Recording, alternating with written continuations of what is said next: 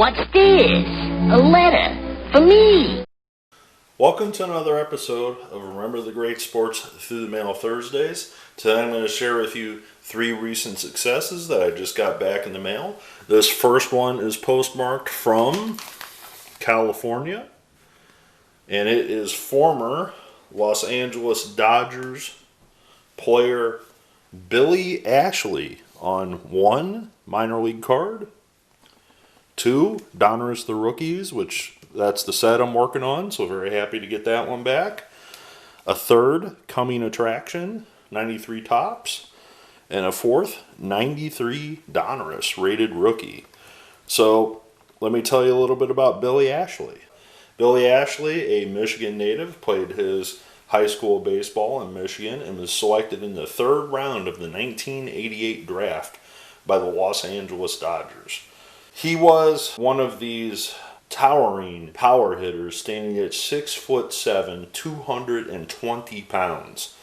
And he played the outfield, right field and left field for the Dodgers organization. And the Dodgers were grooming this guy to be one of the greats in the game, as they had an excellent scouting department. As you know, they had the string of Rookie of the Years with Eric Karros, Mike Piazza, and Raul Mondesi. And this guy was thought to be one of those type of players. He was going to be in Dodger blue for many, many years. Well, he went to the minor leagues as a 17-year-old after he signed his contract. And he spent from 17 to 21 playing in the minor leagues, working his way up to AAA. Well, in 1992, at just 21 years old, he had 26 home runs between AA and AAA, and the Dodgers called him up for 29 games. He hit 2 home runs in his time up there, batting .221, and going into 1993, he was sent back to AAA to really refine his skills, and he responded, hitting 26 home runs and batting just under .300 that year. That again merited a call up to the Dodgers in 93, and he appeared in 14 games, this time not hitting any home runs and batting .243. Well, in 1994, it was again destined to go to AAA, and this is the year that just really put him on the map. In 1994, he batted .345 and hit 37 home runs in the AAA affiliate for the Los Angeles Dodgers. Well, the Dodgers, despite this, the short, strike-shortened season, the Dodgers only called him up for a couple games. Well, the strike came and went, and in 1995, he got a crack at the major leagues, playing as a part-time role in 1995. He struggled at the plate, just batting .237 and hitting 8 home runs. And in 1996, he would again return to the Dodgers as only a part-time player, appearing in 71 games, hitting 9 home runs. He would, however, spend the entire year up at the majors. In 1997, again, he would appear in 71 games, this time only batting .244 and hitting 6 home runs.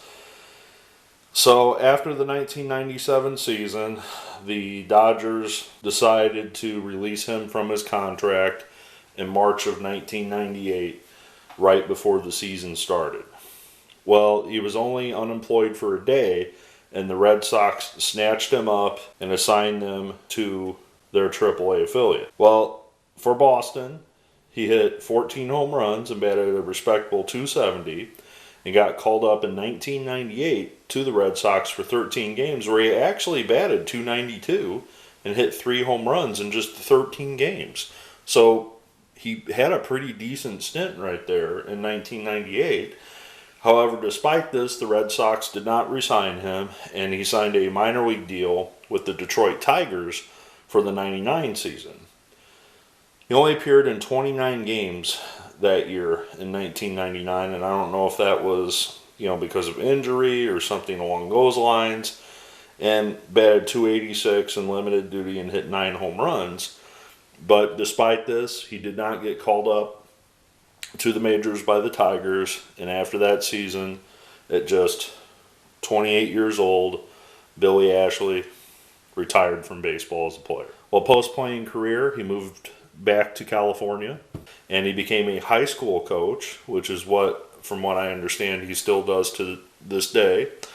He also works for the Dodgers in some player relations capacity, I believe. So, very neat. Like I said, Billy Ashley was a big-time prospect back in the 90s. But thank you very much, Mr. Ashley, for signing my team set card, because I have this entire team set. I actually have a couple of these, if I'm not mistaken, and some singles out of that set. So that's why I had no problem sending it. But I'm also happy to get one more closer to get my 92 Donruss Rookies card signed. So, all right, this next one, I have written this individual before, is postmarked from Washington. And I've featured him on this channel before. And the reason I sent it was because, if you recall, I purchased this set, and that is former catcher Scott Servais, now manager of the Mariners, on one. And I upgraded a blue Sharpie signature on my Team USA set. He signed for me last time through the mail, but signed it in black Sharpie, which I like to collect them in blue. So I thought, well, I got another copy. I want to try to start collecting this set. Why not throw another one in there, see if I get lucky, and I did. And I got them on an upper deck and also a Stadium Club card.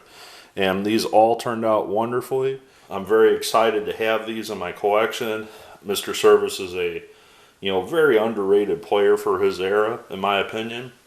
And also a very underrated manager, and I was very happy to see him have some pretty good success this past year in 2020, despite the shortened season. The Mariners did have a pretty respectable lineup out there. So I'm not going to talk a lot about Scott Servais because I already did that in a previous video, but I'll kind of hit some of the highlights of his career. Servais, a Wisconsin native, attended Creighton University in Nebraska.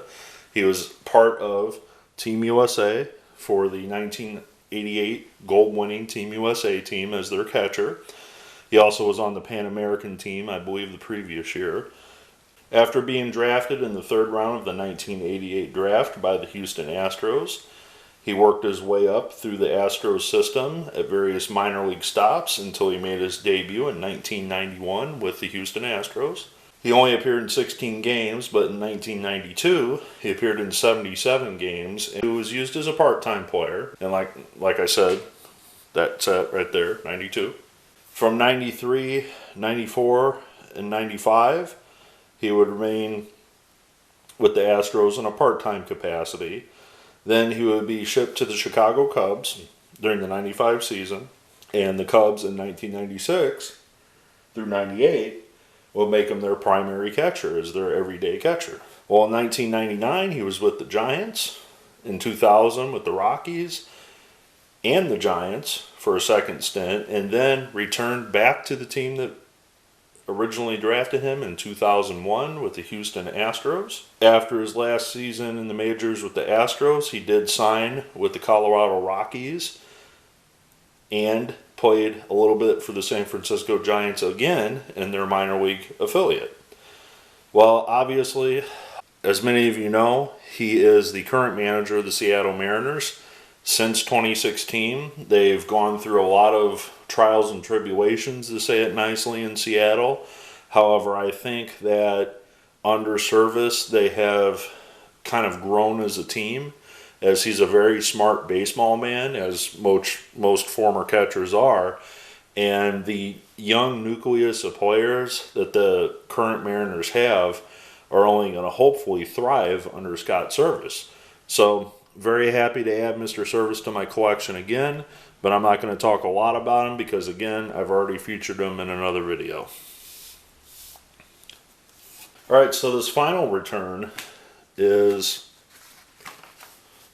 postmarked from Pennsylvania, and it is from former Cincinnati Reds great Sean Casey / Pittsburgh Pirate / Detroit Tiger / Cleveland Indian, Sean Casey. Casey, a Pennsylvania native, played his high school baseball in Pennsylvania, then later attended the University of Richmond in Richmond, Virginia, and was selected in 1995 in the second round by the Cleveland Indians in the baseball draft. Casey spent a couple years in the Indians organization, and in 1997 actually made his major league debut with Cleveland, appearing in 6 games.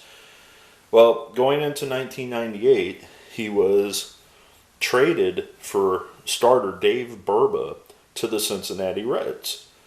Well, Casey was injured in 1998 by a freak accident. I believe it was an eye, a ball hit him in the eye by a teammate, and he spent some time down in AAA for the Reds. However, reemerged, appearing in 96 games for the Reds in 1998 at 23 years old. Just take a pause for a second. I actually saw him when he was in AAA at 23 years old, and he actually signed for me outside of the stadium in Indianapolis.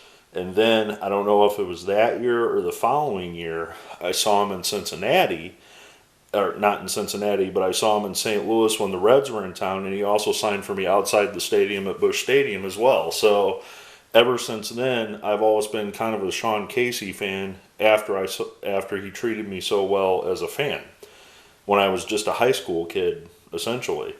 Well, his first full year, I should say, with the Reds, he appeared in 151 games and made his first All-Star team, batting .332 that year and hitting 25 home runs for the Reds. Well, in 2000, he would have a similar season, batting over .300, but didn't make the All-Star team. But in 2001, he would return to the All-Star game, again, batting over .300 and hitting 13 home runs that year. Well, in 2002, he appeared in 120 games, had a couple injury problems, and 2003 and 2004, he had some pretty decent seasons, making his third All-Star game in 2004, while batting .324 that season. 2005, he would remain with the Reds. However, after the 2005 season, the Reds would decide to trade him to Pittsburgh for David Williams. And I don't have the slightest clue who David Williams is, so that doesn't seem like a very fair trade for the Reds, but what do I know? He would only appear in 59 games for Pittsburgh in 2006 before they would trade him to the Detroit Tigers. Well, with Detroit, he would appear in the World Series, eventually losing to the St. Louis Cardinals that year. I remember the World Series in 06. He had a pretty solid series, if I recall, for the Tigers that year. He would spend the next season with the Tigers as well. After the 07 season, however, they would not re-sign Casey, and he would go sign with the Boston Red Sox, right here. And after the 2008 season, despite batting over .300 again, he only appeared in 69 games, but batted .322 his final season. He decided to retire at the age of 34. And I'm not really sure if that means that he had enough of the game and he just wanted to focus on family or a different endeavor. But talk about retiring on top. That's, a pretty good way of going out when you're batting .322. After his playing career, many of you may recognize him from being on MLB Network and ESPN, etc. He's a commentator. He does do some games every now and then. However, he does do a lot more baseball talk shows, I guess you would say. Him and Kevin Millar and others like that. He was elected into the Reds Hall of Fame, and this is probably one of those few guys that just gets really overshadowed over his entire career, because despite being a 3-time All-Star, I would compare him actually kind of to the current Reds guy in Joey Votto. They're kind of the same type of player. They quietly go about their business. They're dangerous hitters. They're pure hitters, and they come to work every day and do their job, and they're feared at the plate. So I want to thank Mr. Casey very, very much for signing. I also want to thank Mr. Servais for signing for me again. He obviously took care of me, once before, and I want to thank him for doing that again. I also want to thank Mr. Ashley for signing as well and getting my team set card done, as well as getting me one closer to getting that Donruss the Rookie set done. So thanks for watching another episode. I just wanted to zoom out so you can see all the cards I got back. These are all good players in their own right. I know Billy Ashley wasn't kind of the major leaguer that everybody thought he would be. If you remember back in the 90s, he was a hot prospect, just like Piazza, just like Mondesi, just like Jeter, just like Chipper Jones. It's just he didn't quite have the Hall of Fame career that all those guys did. And I know Mondesi's not a Hall of Famer. But thanks for watching another episode. Look forward to your comments below. And as always, happy collecting.